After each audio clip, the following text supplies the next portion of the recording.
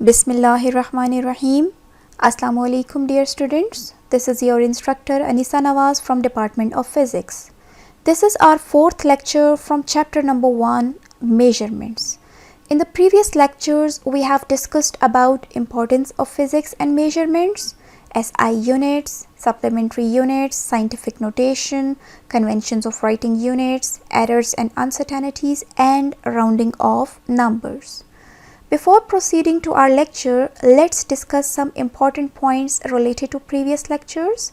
As we have already discussed in detail about importance of physics, but we should also know that physics is called fundamental science or mother of all sciences because all branches of natural sciences like chemistry, biology, astronomy and geology are based on physics. So we can say that all other natural sciences stem from physics. Also, physics is very important for improvement of health, telecommunication and design of our future. So even if we do not study physics as a subject, we depend on it for nearly everything. We have already discussed about System International, that SI or System International is a scientific method of expressing the magnitudes or quantities of important natural phenomena. And we are having some system of units. A complete set of units for all physical quantities is called system of units. Keep this in mind that those quantities which can be measured are known as physical quantities, and science required that quantities must be defined and measured. Things that cannot be measured like beauty, love, hate are all not science. Okay, so we have discussed about units related to System International. First category is base units.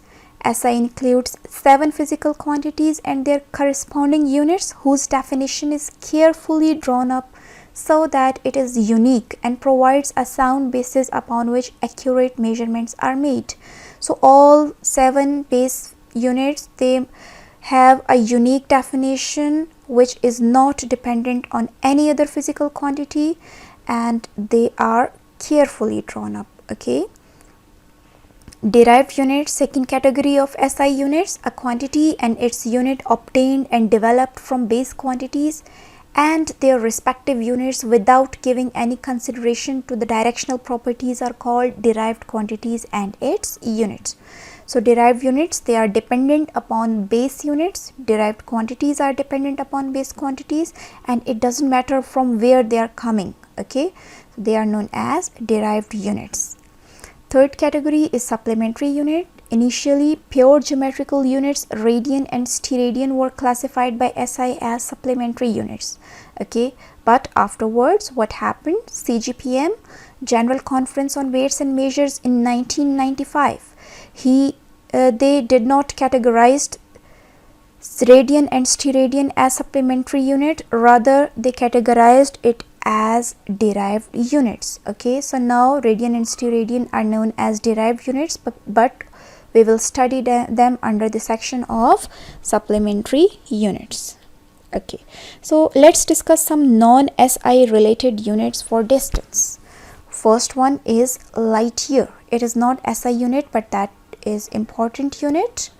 How it can be defined? A light year, LY, is a non-SI unit of length. So it is the unit of length or distance. It is defined as the distance that light travels in a vacuum in 1 year, which is 9.406 into 10 raised to power 15 meters. Quite a large distance. The distance which light travels in 1 year. Speed of light is 3 into 10 raised to power 8 meter per second. For example, galaxies like Milky Way measure approximately 2 into 10 raised to power 5 light years in diameter. It means that light has to travel 2 into 10 raised to power 5 years to reach from one end of Milky Way to the other end. Our nearest neighbor galaxy, Andromeda, is approximately 2.5 million light years away. So we can say that if light has to reach from our galaxy to nearest neighbor galaxy, then it has to travel 2.5 million years. Okay, so we are knowing about 200 billion galaxies right now. So we can say that It is even beyond our imagination. We cannot imagine the vastness of the universe. So this consideration, this imagination is telling us about the greatness of Almighty Allah.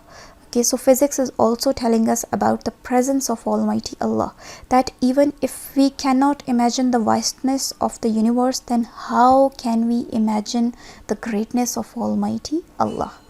Okay, so another unit is angstrom. Angstrom is equal to 1 into 10 raised to power minus 10 meters or 0.1 nanometer. For example, a helium atom has a size of about 1 angstrom, means 1 into 10 raised to power minus 10 meters, while its nucleus is only 1 femtometer in diameter. One more unit, which is known as micron. A micron is an obsolete name of micrometer, which is not used now. Micron is an obsolete name of micrometer, that is about 1 into 10 raised to power minus 6 meters. For example, red blood cells are approximately 10 microns in diameter, and human hair is between 10 and 100 microns in diameter. So micron is equal to 10 raised to power minus 6 meters. Okay. We have discussed about some conventions for writing units, symbols and names. Some more conventions, maybe unit symbols are printed in Roman upright type regardless of the type used in surrounding text. It means that even if you are writing the text in italic or some other type, still you have to write down the units in Roman upright. For example, M, upright M for meters, PA for Pascal, etc. A prefix is never used in isolation. It is a part of the unit and precedes the unit symbol without a separator. Means that prefixes are never used in isolation. They cannot be used separately. They must be used before a symbol. Okay. Scientific notation. In scientific notation, a big number is written as a product of a number greater than 1 and less than 10, called mantissa, and a power or exponent of 10. So how we are going to express scientific notation? We have to write down number which is equal to mantissa multiplied by 10 raised to power exponent. For example, number of atoms in human body, it is equal to 7 multiplied by 10 raised to power 27.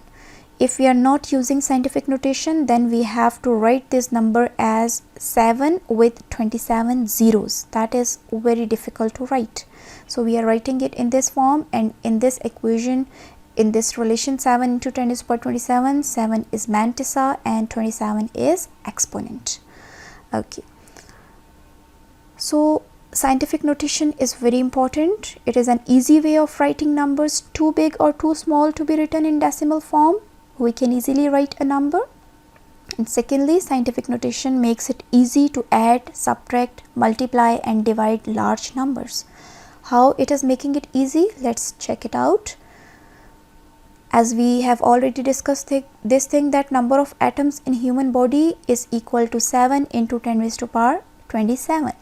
Let's say that population of Earth is equal to 7 into 10 raised to power 9.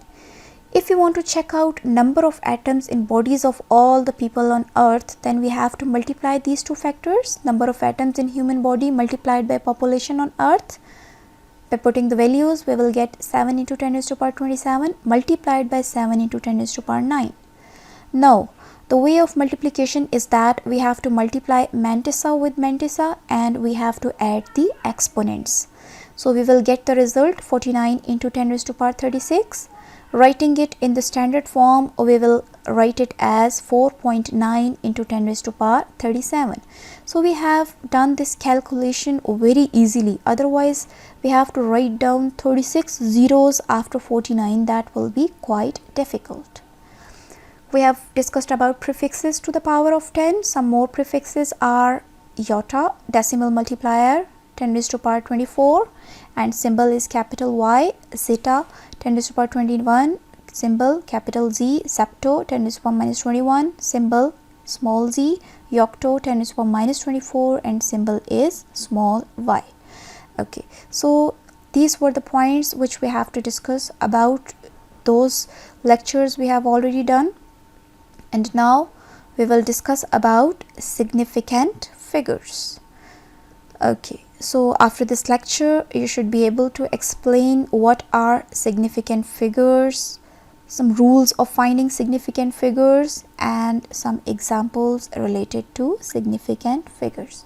Okay, so what are significant figures basically? Significant figures can be defined as, in any measurement, the number of accurately known digits and the first doubtful digit are called significant figure.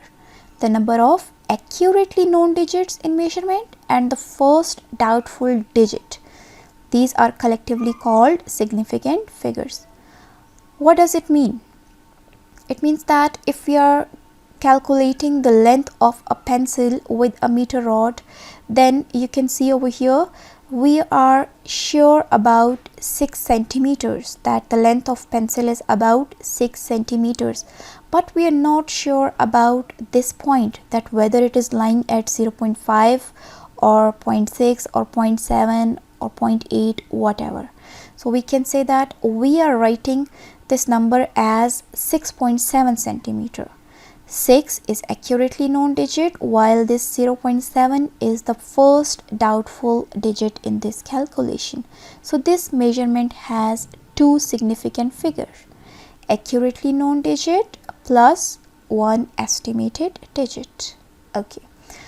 Significant figures are very important because it shows extent or limit to which readings are reliable. It deals with accuracy and precision of the number, that how accurate and precise a number is. It is important to estimate uncertainty in final result. More significant figure means more accuracy. So these are very important in calculation because some uncertainty is always there when we are making measurements. So we should know that how many significant figures are there, how much reliable the readings are. Okay, there are some rules for finding significant figures. Significant figures are also known as significant digits. Okay, so we are having some rules. First rule is that all non-zero digits are always significant. While making calculation, all the numbers from 1 to 9 are considered as significant. Second rule is zeros between two non-zero digits are significant.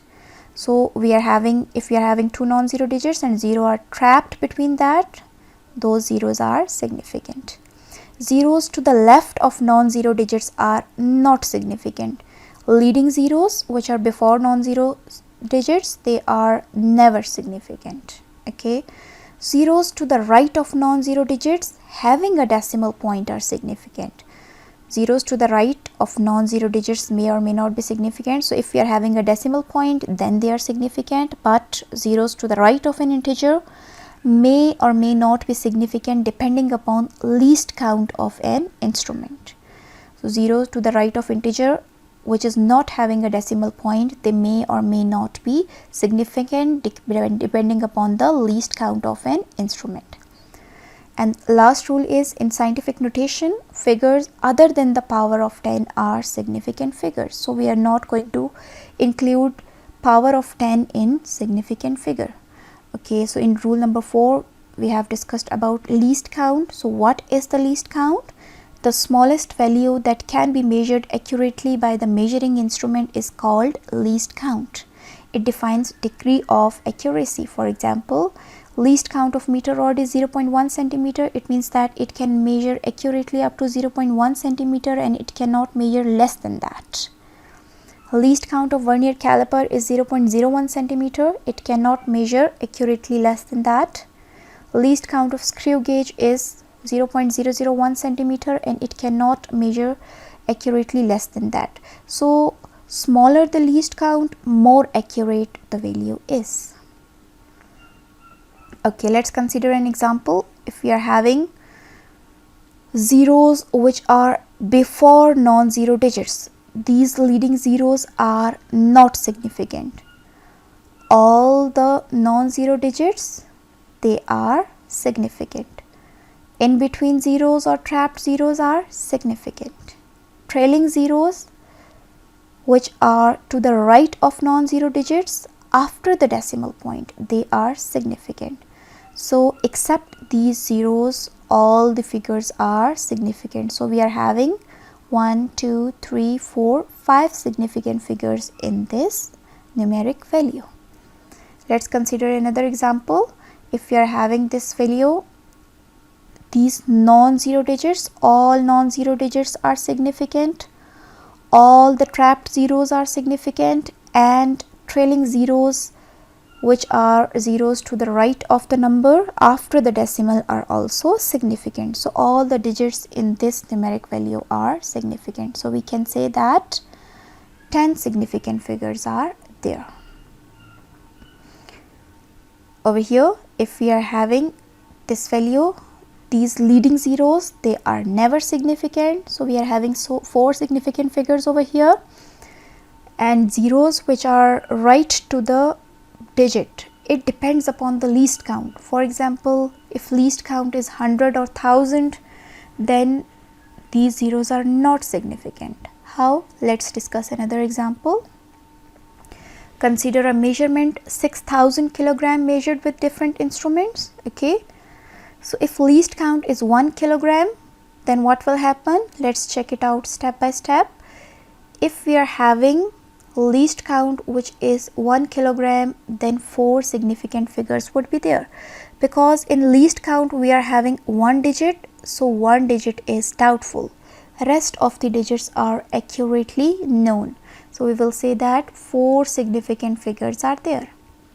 If least count is 10 kilogram, means 2 doubtful digits are there, so 2 doubtful digits plus 2 accurately known digits. So we will take 1 doubtful digit plus 2 accurately known digits, that will give us 3 significant figures. If least count is 100 kilogram, means 3 doubtful digit, we will only consider 1 doubtful digit, so left is 1 accurately known digit, that will give us 2 significant figures. But if least count is 1000, all 4 digits in this are doubtful, we will only take 1 doubtful digit, that will give us 1 significant figure. So if we are having a value, a numeric value which is not having a decimal point, then zeros to the right of the non-zero digit may or may not be significant depending upon the least count. Let's look at some other example. Check it out. We are having the value 508.0. We are having 4 significant figures because this 0 is after the decimal, and rest non-zero digits are also significant, and trapped 0 is also significant. Okay, in this example you can see all non-zero digits are significant, trapped 0 is significant, and 0 to the right of non-zero digit with a decimal point are significant. So 7 significant figures are there. In this value, all the digits except the power of 10 are significant, so we can say we are having 5 significant figures. And over here, least count is 1000, so we are having 4 doubtful digits, so we will only take first doubtful digit and accurately known digits, so 3 significant figures are there. If we are going to calculate significant figure after doing the calculations, then how we are going to do that? For example, if we are doing addition and subtraction, when 2 or more quantities are added or subtracted, the result is as precise as the least precise of the quantities. What does it mean? It means that after adding or subtracting, round the result by keeping only as many decimal places as are in the figure containing least decimal places of the quantities that were added or subtracted. Okay, let's check out an example. For example, if we are going to add all these 3 quantities, we are having 44.56005, 0.0698, 1103.2, that will give you the result 1147.82985. You can see over here that we are having 5 decimal places, 5 digits after the decimal point. In second quantity, we are having 4 decimal places, and in third quantity, we are having 1 decimal place. As we said that the answer should be rounded off to the least precise value. So we will check out which value is having least number of digits after the decimal. That is this value. So 1 decimal place is the least precise value. So we will round off the answer such that we will just keep 1 digit after the decimal. So what we will say that answer up to appropriate significant figures is 1147.8, just keeping 1 digit after the decimal. If we are doing multiplication and division, when quantities are multiplied or divided, the result has same number of significant figures as the quantity with the smallest number of significant figures. Over here in multiplication and division, we don't consider the number of digits after the decimal, rather we have to calculate total number of significant figures. Okay, we will check out in given quantity which figure is having least number of significant figures, and we will just keep those number of significant figures in the answer. Let's check out an example. We are having two values, 45.26 and 2.41. 45.26 is having 4 significant figures and 2.41 is having 3 significant figures. So we come to the point that this value 2.41 is having least number of significant figures. So the answer 109.0766 must have just 3 significant figures. So dropping all the rest of the digits, we will get this answer 109. We round the answer to 3 significant figures, that is 109, because in all the given quantities least number of significant figures was 3.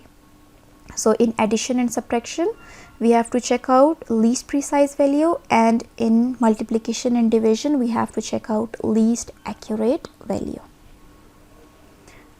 Okay, let's check out an example. If we are having the value 32.09 plus 1.2 minus 17.035 divided by 19.8.